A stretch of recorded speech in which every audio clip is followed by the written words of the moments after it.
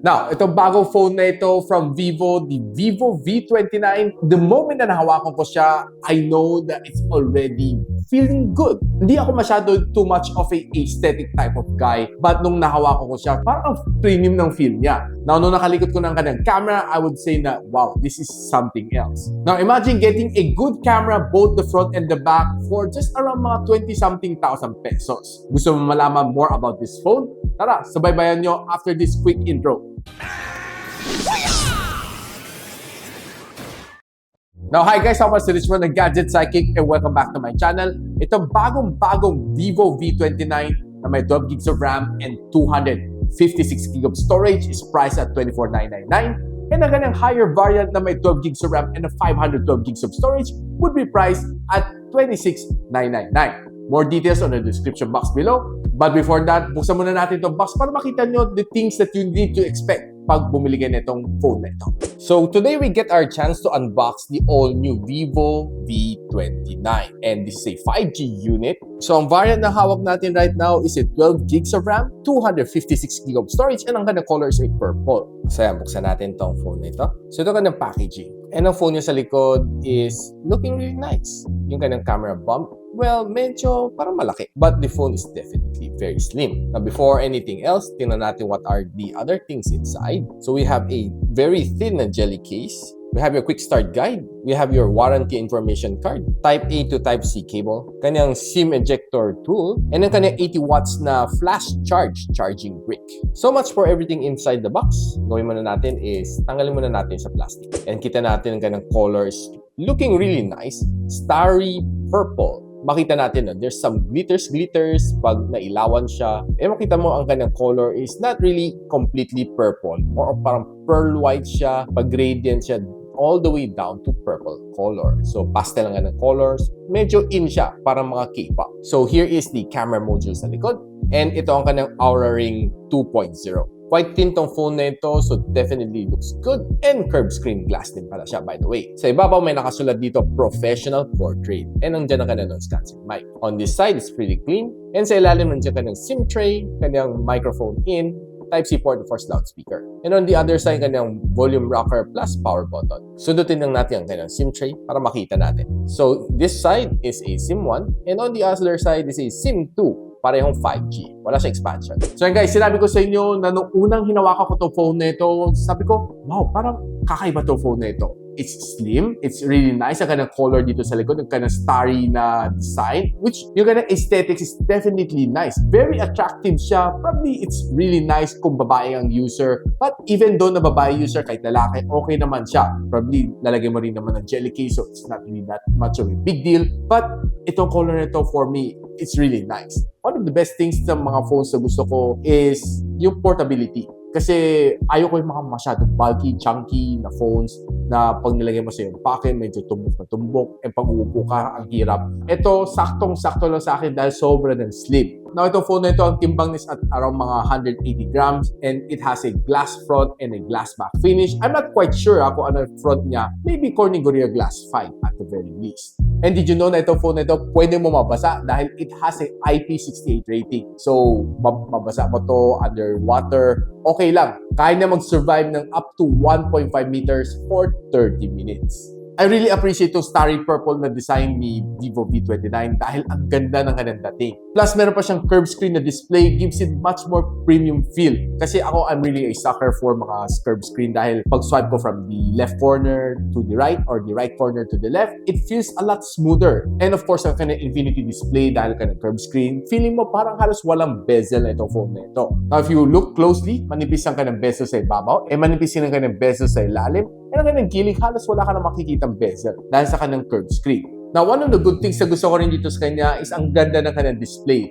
This phone has a 6.78-inch na AMOLED display na may HDR10 Plus na support plus 120Hz screen refresh rate. So, meaning if you're swiping up and down sa iyong social media, be it sa TikTok, sa YouTube, sa Facebook, or some other online na social apps, smooth na smooth. Expect mo yan dahil it's what it's supposed to be. Kasi sa kanyang mataas na screen refresh rate. And binge watching on this phone has never been this great dahil sa kanyang ganda ng kanyang screen, The black is blacker, the colors are punchy. Nag-enjoy naman ako together with my whole barkada watching some of the Korean novela and binge watching some of the animes na pinapanood ko madalas. It's pretty much good. Now, itong phone na ito is 5G ready and it's being packed together with a Snapdragon 778 5G. Now, it's not really too much of a new chip, itong 778 5G, and probably it's one of my favorite chip na available in the market. Very efficient, very power saving, and best of all, okay, very balanced siya. And ang score na nakuha niya is near 600,000 points dito sa Antutu benchmark. And if you further break it down, this is the score na makikita mo dito sa kanya. Nag-agree din naman si 3D Mark dahil stable na stable din siya dito sa kanyang benchmarking. 99.6% stability. Now, running Geekbench, ito ang score niya sa CPU. And ito naman score niya sa GPU test. Nung nilagay natin siya sa thermal throttling test, and what's nice din sa kanya is walang thermal throttling na na-detect. So, meaning goods na goods ang Snapdragon 778 5G. Now, itong phone na ito has a 4,600 mAh of battery which can support up to 80 watts na fast charging. Nung chinarge naman natin to from 10 to 100, it took me roughly around mga 40 minutes to complete the full charging cycle. Not only impressive ang kanyang charging, pati ang kanyang battery life is quite impressive. Nakakuha ko ng near 14 hours na screen on time dito sa battery stress test, which nilagay natin under 50% brightness and 60 Hz screen refresh rate. And using this on a day-to-day basis, sobrang niyang kunat. As long as I use it normally, walang heavy gaming, kayang-kaya nito magtagal ng almost 2 days. Now, probably one of the things na medyo nabitin ako sa kanya is that isa lang ka ng speaker. Tinry ko siya pakinggan. Akala ko nakatago sa ibabaw dito sa earpiece. Nung tinakpan ko yung ilalim, walang sounds lumabas sa ibabaw. Even though na isa lang ka ng loudspeaker sa ilalim, hindi siya ganun kahina. Pakinggan nito sample din.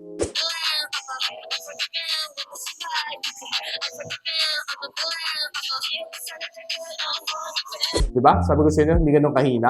Okay na okay naman kanya sounds. Probably not the loudest, but pwede na. So, nag-try naman tayo maglaro ng dalawang games dito sa phone na ito. Alam naman natin, this phone is not too much of a gaming phone. But alam naman natin, si Snapdragon 778 5G can perform sa gaming, but probably not to the highest graphical settings.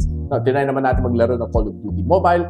I was able to set it to all high settings and the gameplay was okay. Ang kanya touch response is really nice. And what I really like naman dito sa kanya is almost bezel-less ang display niya. Therefore, giving that fun factor na marami ako napapatay. And then, naglaro din tayo ng Tower of Fantasy. I was able to enjoy naman itong game na ito. For the first 15 minutes, medyo okay naman siya. Hindi naman siya ganun ka-sluggish and medyo minor na mga frame drops. But as you go along, mga 30 minutes, mafe-feel mo talaga medyo mag-slow down na siya ng konti. Dahil ang Snapdragon 778 5G is not the level ng mga Snapdragon 8 series which can handle Genshin Impact and Tower Fantasy on the highest graphical setting. Ito, pwede mo babaan ng konti para mas magandang enjoyment mo dito sa game na ito. But if you set it to all high settings, expect frame drops along the way.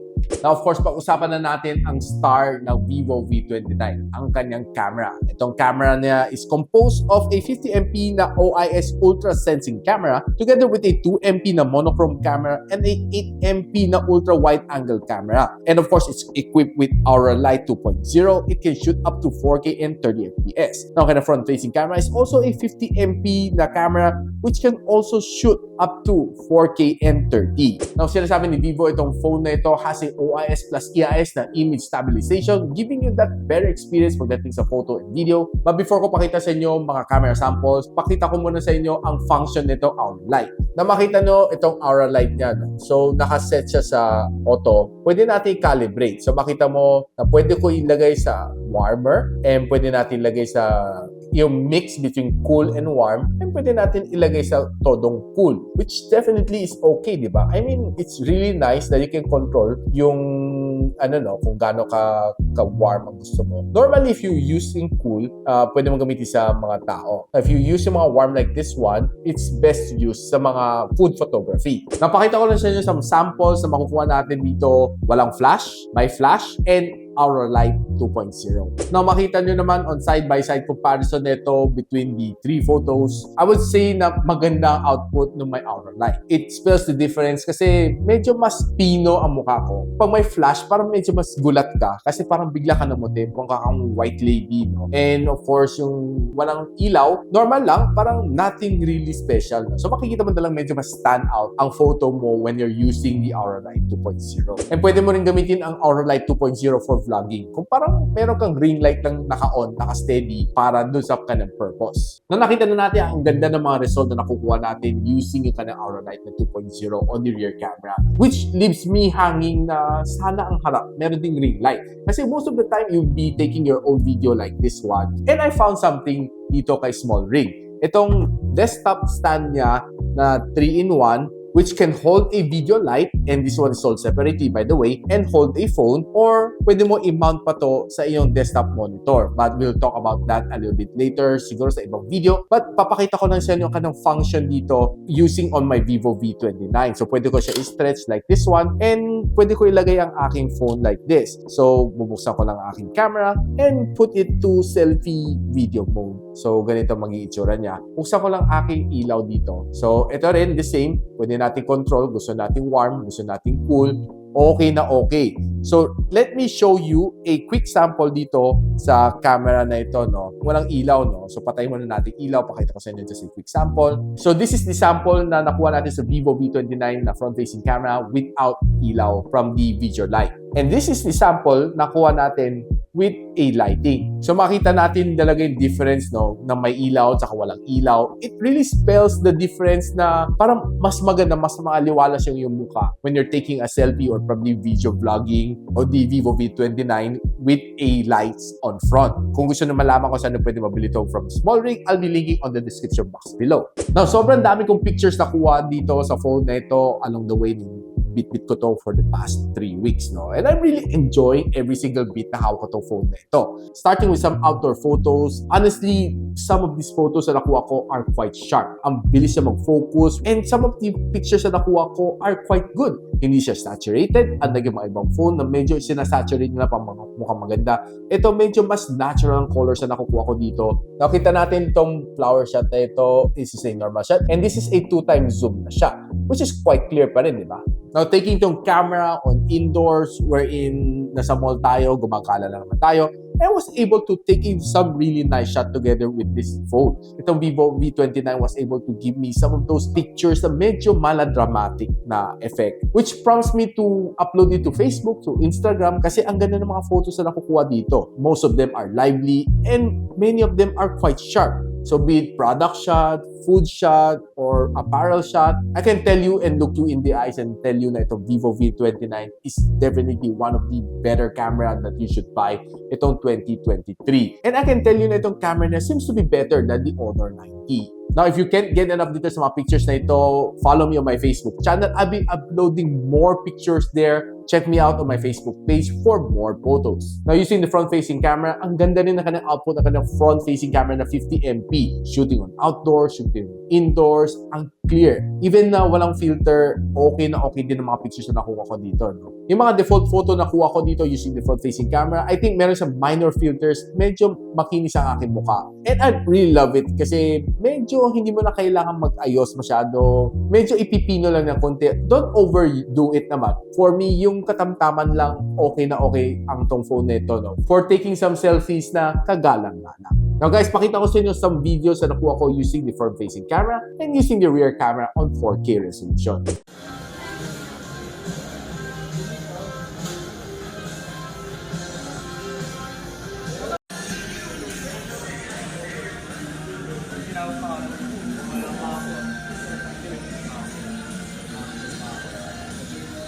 So nakita na natin ang video using the front-facing camera. It's clear, it has kind of 50MP na camera.